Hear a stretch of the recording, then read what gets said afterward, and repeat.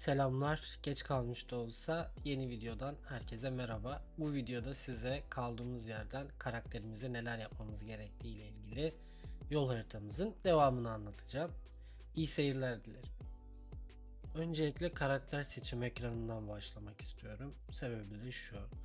İlk videoda Elementalist açmak istedim fakat orada bir bilgi eksikliğinden dolayı yanlış yaptığımı çok geç olmadan fark ettim.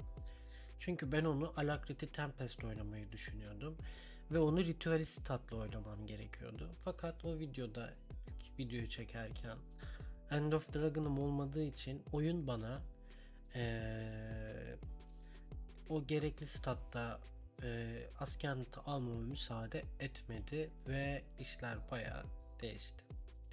Sonrasında ben gidip önce Necro, sonra Guardian, sonra da bir adet Mesmer açtım. Bunları da kastım. Mesmer'imde pardon Necrom'da egzotik set koydum. Ve bu egzotik setle birlikte raidlerimi yaptım. Çok da fazla bir gear koymama gerek kalmadı. Oyunda önemli bir mesele var. Statlarınız düzgünse egzotik sette iş yapar.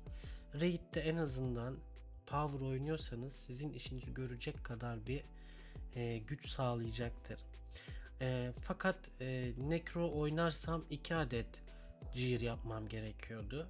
Çünkü Fractal'da DPS oynuyorsanız Challenge modda yapacaksanız benim gibi hem Condi DPS olmanız lazım hem Power DPS olmanız lazım. Ben de iki farklı asker setini dizmek uzun süreceği için yanına bir adet de Guardian açtım ve Guardian'ımı dizmeye karar verdim. Bu egzotik setle ilgili çok kısa 5 dakikalık bir video, başka bir videoyu bu video ile birlikte yayınlayacağım. Yeni başlayan biri egzotik setini alıp nasıl yapabilir diye. Ama asıl şu an mainlediğim karakter Guardian Healer. Sebebi de şu. Raid'de de yer bulabilirim. Fractal'da da ikinci bir sete ihtiyacım olmadan challenge modlara rahat bir şekilde girebilirim ve gold farmlamaya başlayabilirim. Şimdi Necro'nun videosu ayrı geleceği için ben size Guardian'ı göstermek istiyorum. Bir Guardian'ımıza girelim. Guardian'ımıza geçtiğimizde raidlerden kastığım puanlarla öncelikle Guardian'a alabildiğim kadar askerlik aldım. Şu an bütün zırhları, silahı ve 2 adet takısı backpack'i askerlik olacak şekilde hallettim. Şimdi size hemen askerlik olayını yeni başlayan bir oyuncunun nasıl halledebileceğinden bahsedeceğim. Fakat bundan önce de küçük bir tavsiyem var. Lütfen oyunun wikisini kullanmayı öğrenin. Hatta wiki kullanmayı öğrenin. Sadece bu oyunda değil, başka bir oyun oynadığınızda da sizin çok işinize yarayacaktır wiki. Şimdi ben raid ile yaptım ama yeni başlayan birinin raid ile yapması zor. Gidin raid'den yapın falan diyecek halim yok ama bir yeni başlayan oyuncularla da raid yapma planım da var. Bunu bir kenara koyuyorum. Asıl sizin yapmanız gereken birincisi Ascended setinizi craftlamak. Yani craftla yapmak. Craftla nasıl yapacaksınız? Oynayacağınız class'tan eminseniz bu oyunda 3 farklı zırh var. Heavy, Medium ve Light. Mesela şu an mouse'umun üstünde olduğu zırhın altında, Ascended yazısının altında Heavy şeklinde yazıyor. Guardian, Warrior ve Reverend Heavy giyiyor. Yani ağır zırhlar giyiyorlar. Mesmer, Necromancer, Elementalist Light giyiyor. TF, Engineer ve Ranger da Medium giyiyor. Siz oynayacağınız klasa göre örnek veriyorum. Mesmer oynayacaksınız. Light giyiyorsunuz. O zaman Taylor'u 500'lemeniz gerekiyor. Yani terziliği 500 deyip ona göre zırh üreteceksiniz. Ya da Guardian oynuyorsanız Armor Smith'i 500 diyeceksiniz. Meslekleri kasmak için de ben alta linkini bırakacağım. Çok güzel bir site var. Yıllardan beridir de ben de onu kullanıyorum. Guild Wars 2 Craft diye. Orada basıyorsunuz işte 0 ile 400'e, yani meslekleri 500'e kadar kasabiliyorsunuz. Orada rehber var. İşte 0'dan 400'e getiriyor sizi önce. Sonra 400'den 500'e getiriyor. Ve mesleği 500 demiş oluyorsunuz. Bazı statları ait askerlikleri craftlamak kolay. Bazıları için biraz daha çaba vermeniz gerekiyor. Çok fazla komponent olduğu için tek tek şunun için şunu bunun için bunu yapın diye maalesef anlatmam çok zor. Size en basit yolu gösterebilirim sadece. Kalan kısmını sizin araştırıp yapmanız gerekiyor. Birinci kısım bu. Yani sizin şu an gidebileceğiniz kolay kısımlardan biri craftla yapmak.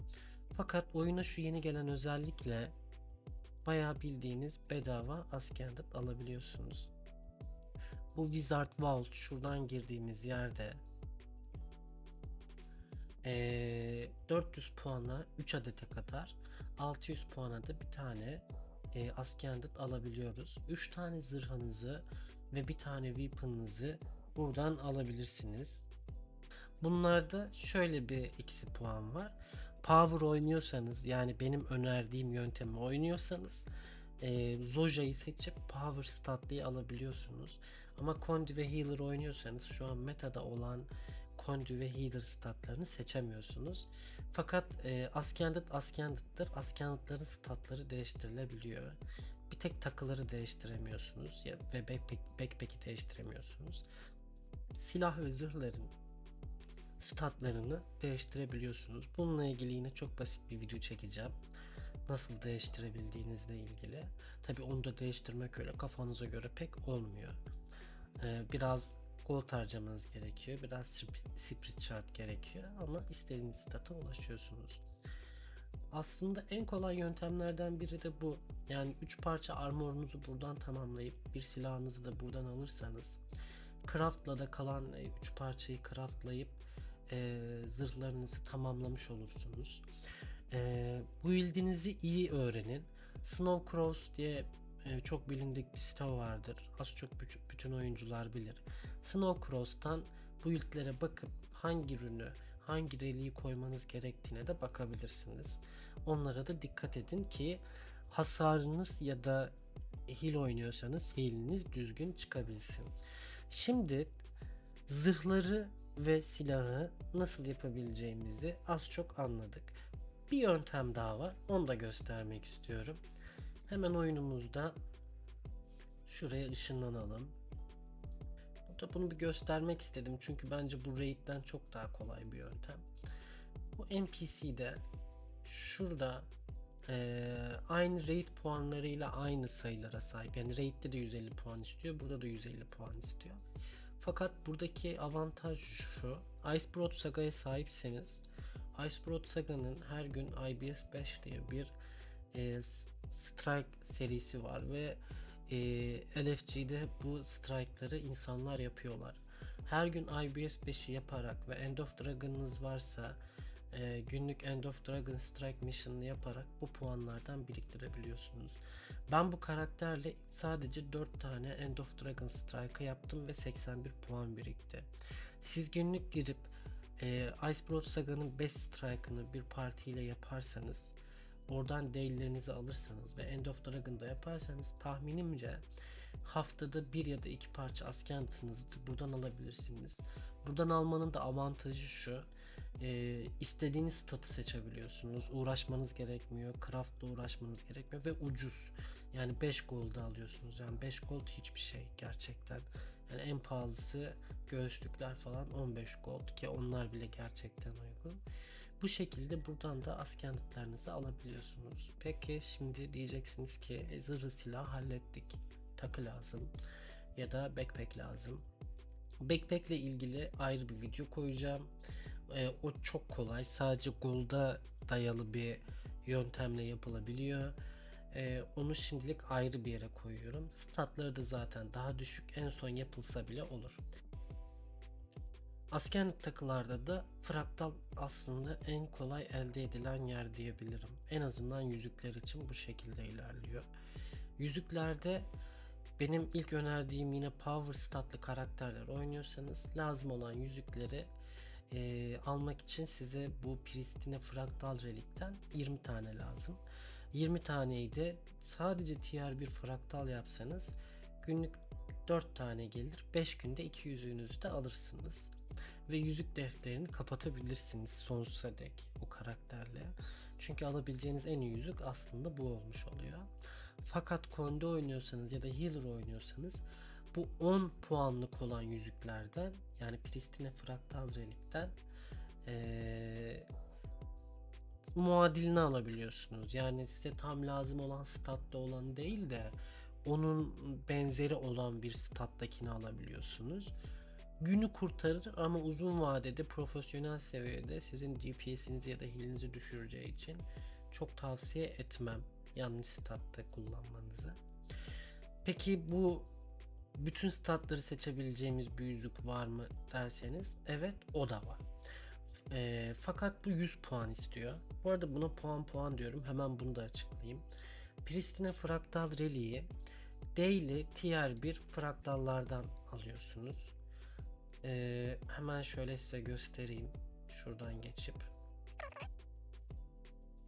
Şimdi bu karakter benim ikinci karakterim olduğu için burada fraktalı henüz çok yapamadım. Ama bugün ya da yarın bayağı bir rushlayacağım. Fraktalda şöyle bir mesele var. Tier 1, Tier 2, Tier 3 ve Tier 4 fraktallar var. Öncelikle kasma şekli şu şekilde. Siz hiç kasmadıysanız fraktal leveliniz 1 oluyor. Bunu 2 yapmak için 2 yapmanız gerekiyor. 3 yapmak için 3 yapmanız gerekiyor. Ama şöyle örnek veriyorum, benim fraktal levelimden gidelim hatta. Şu an benim fraktal levelim 12. Ben 13. fraktalı yapsam da fraktal level'ım 13'e çıkıyor. 100 numaralı fraktalı yapsam da fraktal level'ım 13'e çıkıyor. Yani kendi fraktal level'ınızın üstünde bir fraktal yaptığınızda fraktal level'ınız 1 artıyor. Ve bu arttıkça da size Tier 2, Tier 3 ve Tier 4'ün kapıları açılıyor ve ödülleriniz artıyor. Fakat biz şu an bir Tier 1 fraktal anlatmam gerektiği için bu kadarını anlatacağım. Çünkü fraktal çok ayrı bir dünya. Onunla ilgili ayrı bir video çekeceğim ki çekmem lazım mutlaka. Oyundaki bence en güzel içerik ve en güzel para kasma yeri. Şimdi buraya geldiğimizde gördüğünüz gibi 1, 2, 3 tane fraktalı, 4 tane fraktalda daily var. Bunları yaptığınızda size bir chest veriyor ve bu chestlerden de birer tane az önce bahsettiğimiz işte 10 puanlık dediğimiz onun buradan kasıyorsunuz. Bunu 4 gün 5 gün yaptığınızda yüzükleriniz, hepsini yapmanıza gerek yok, yani sadece daily'leri yaptığınızda 5 günde yüzüklerinizi halletmiş oluyorsunuz. Tier 1'den o 100 puanlık yüzükleri almak çok uzun süreceği için onu hiç önermiyorum. Onu videoları izleyip relikleri öğrenip oradan almanızı tavsiye ediyorum. Yüzüklerimizi buradan hallettik diyorum. Takıları yine raid'den halledebilirsiniz. Bu Living World sezon 3 ya da 4 maplerinden alabiliyorsunuz. Oradan halledebilirsiniz. Ki bunu hani ben çok detaylı açıklamıyorum hiçbirini.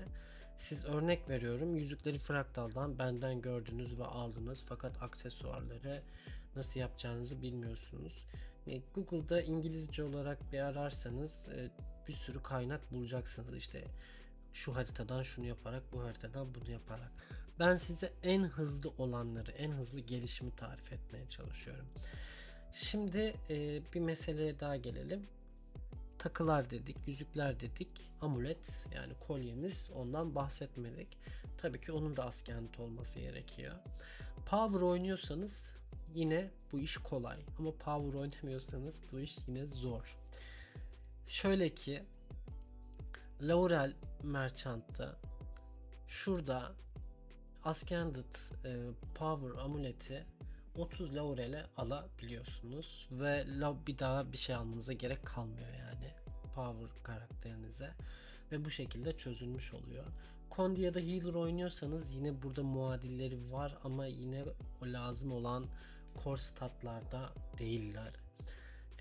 Onları yine Fractal'dan ya da Raid'den elde edebiliyorsunuz. amuletleri ama biraz daha profesyonel seviyede olmanız gerekiyor.